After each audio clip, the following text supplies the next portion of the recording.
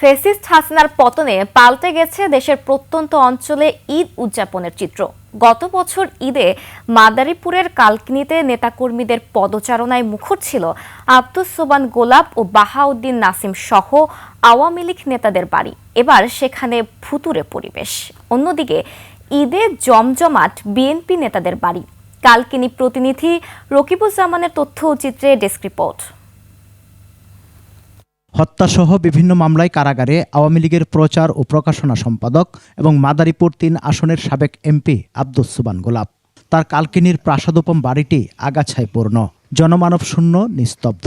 গতবার ঈদও এখানে অনেক মানুষজন ছিল। এবছর সে ক্ষমতায় না থাকার কারণে রাজনৈতিক নেতারা এখন আর আসে না।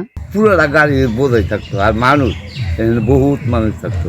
একই অবস্থা আওয়ামী লীগের যুগ্ম সাধারণ সম্পাদক বাহাউদ্দিন নাসিমের কালকিনির বাড়িও। কালার এক্সপার্ট, জর্জ স্যাপ এবং মাইল্ড অন হ্যান্ডস টেকনোলজি সমৃদ্ধ অরিক্স ক্রিস্টাল ওয়াশ আপনার লন্ড্রি এক্সপার্ট। আওয়ামী লীগের এই পরিণতিকে তাদের কর্মফল বলছেন সাধারণ মানুষ। বিগত দিনে যারা যে স্বৈরাচার এবং অত্যাচার, মানুষের উপরে যে গুম খুন নির্যাতন চালিয়েছে, তারই স্বেচ্ছাচারিতার একটি ফল। যারাই সামনে আসবেন তাদের শিক্ষা নেওয়া উচিত যে দেশ কিভাবে চালাবে আর কিভাবে চলবে। ভিন্ন চিত্র বিএনপি নেতাদের বাড়িতে।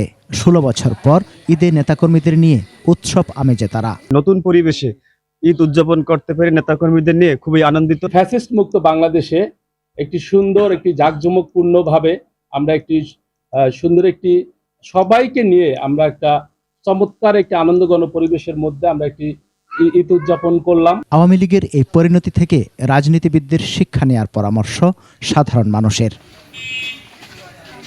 সমর ইসলাম, ডেস্ক রিপোর্ট, 21 টেলিভিশন।